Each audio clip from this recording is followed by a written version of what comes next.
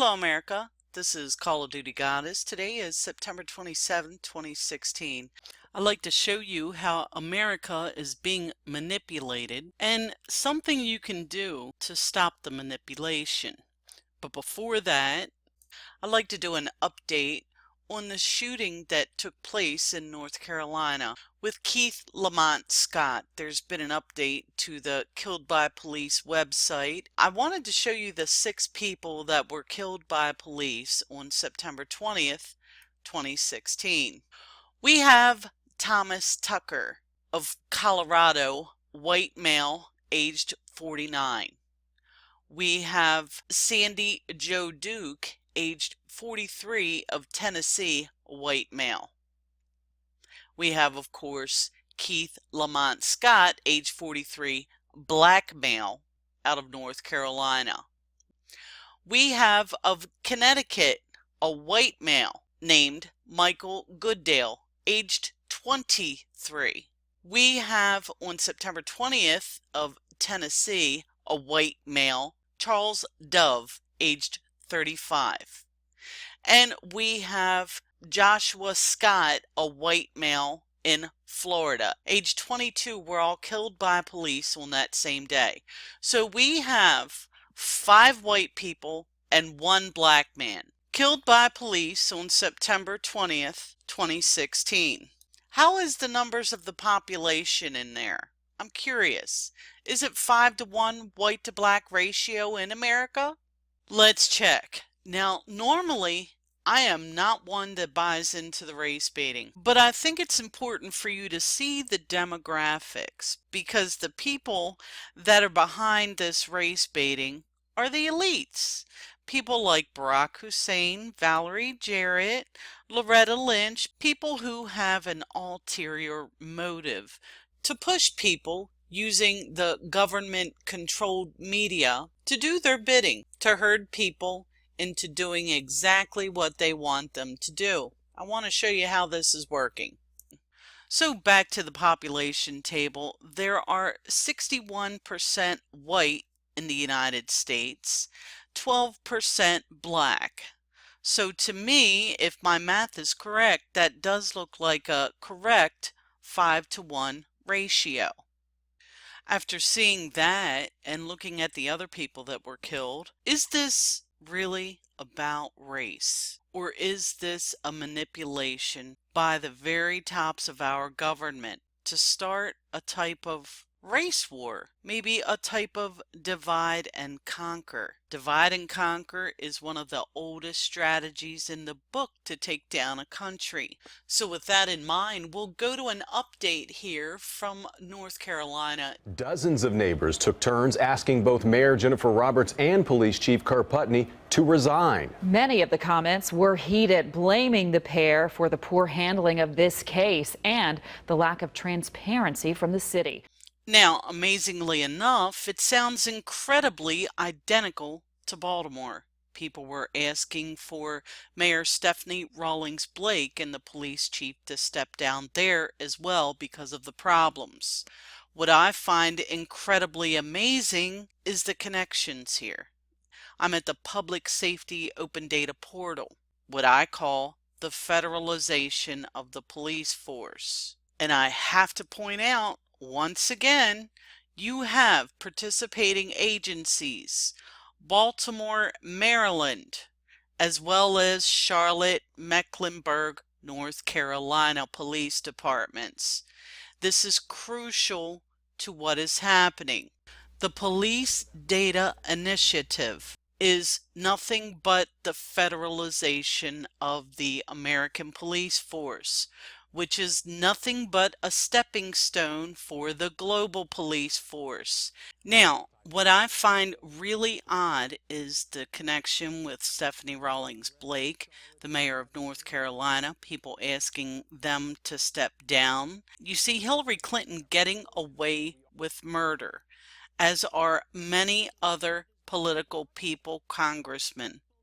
So let's look at the debates here and let's ascertain what's going on there. Let's start by talking about race. The share of Americans who say race relations are bad in this country is the highest it's been in decades, much of it amplified by shootings of African Americans by police. I've got to give a correction here. This is the mainstream media using this as a propaganda tool. You have seen that it's a 5-to-1 ratio on white men that were shot by police as opposed to one black man. 5-to-1. And now we are witnessing right before our very eyes the total control that the federal government has over the media to push the people, the population, into one direction or another, into there being race wars, into there being too many guns on the streets, because that is the narrative that they have been pushing all along. This is to push it into the next administration from the Obama administration, because he could not take our guns. He could not get the race war started that he needed. So now this is being carried over into the presidential election debates. Let's continue.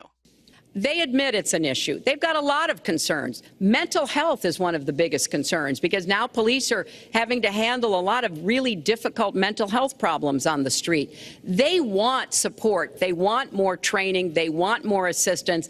And I think the federal government could be in a position where we would offer and provide that. And there you have it. The federal government will step right in and help with your local police force to help them. Let's listen to that one more time. Police are having to handle a lot of really difficult mental health problems on the street. They want support. They want more training. They want more assistance. And I think the federal government could be in a position where we would offer and provide that. Now, I'm just going to talk about Hillary Clinton here. Seeing Trump nodding in agreement with everything she says is very worrisome, but I'm just going to stick with Hillary Clinton because she belongs in prison. She has no business being out on the streets. She is a criminal and she needs to be treated as such. So let's look at how the Hegelian dialectic is being played out right before our very eyes. You have the Fast and Furious gun running scheme, and Hillary Clinton was Secretary of State at the time. She was also Secretary of State at the time of Benghazi. There are 2 gun running schemes. How many other gun running schemes are there that she had something to do with that we don't know about? And then, of course, you have the gang member that implicates the U.S. government in dumping crates of guns in Chicago. And this has been going on for a very long time. Let's listen to this. The situation in Chicago, man. I'm from Chicago, born and raised there. I ran those streets in Chicago and changed my life. But I want to kind of make people aware of some things that you don't know, because you've never really been out there, then you wouldn't know it. And it's going to be hard to believe, but myself, for a fact, and several others that I ran with know this to be the truth.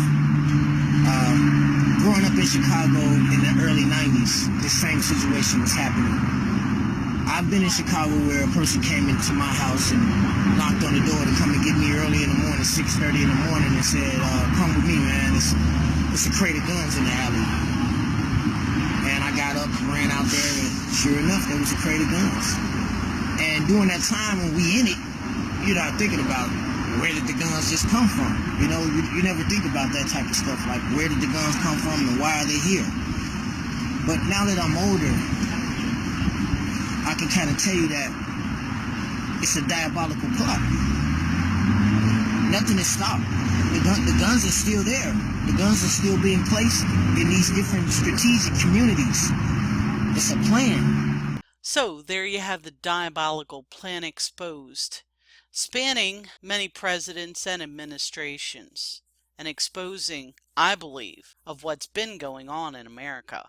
Problem, reaction, solution, right in your face. They make the problem, dumping guns in the streets, in other states, in other countries, in the inner city, dumping drugs in the streets as well. We'll do another video on that. There's your problem. The reaction. The mass outrage of the public due to the media manipulation. Constant coverage of the events on and on, over and over, playing on emotions and fears of the people. And a solution. Crack down on us even more. And now it's being brought into our presidential debates. Look out, folks. The global police force is coming. And this is what I really wanted to spotlight about this whole situation. Why? Why would the government need to lie to us and have the Hegelian dialectic and have all of these little tricks to make the population think one way or another? Well, it's easy, folks. We outnumber them. They have to try to control us in a subversive type of manner. Because if we finally catch on to what they're doing and how they're doing it, it won't work anymore.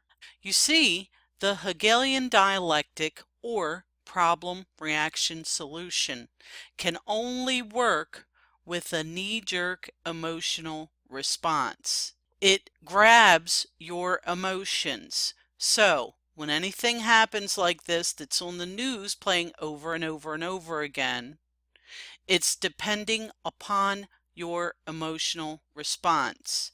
Try to stop responding emotionally and think first. That will help you ascertain whether this is the Hegelian dialectic. So try to take your emotion out and you'll be able to ascertain if you're being manipulated simply by thinking first before you react. Now that we've taken emotions out of the equation, which is very difficult to do, think about Hillary Clinton. Think about the governors of North Carolina and Baltimore.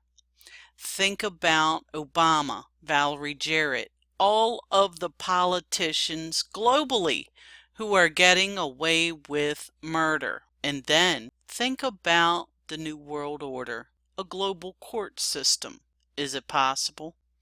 It seems that we've all been pre-programmed in one way or another to expect a savior to come and save us. Could this be possible? Could this be playing out as well before our very eyes? Something to think about. This is Call of Duty Goddess signing off, and as always, I've got your 6.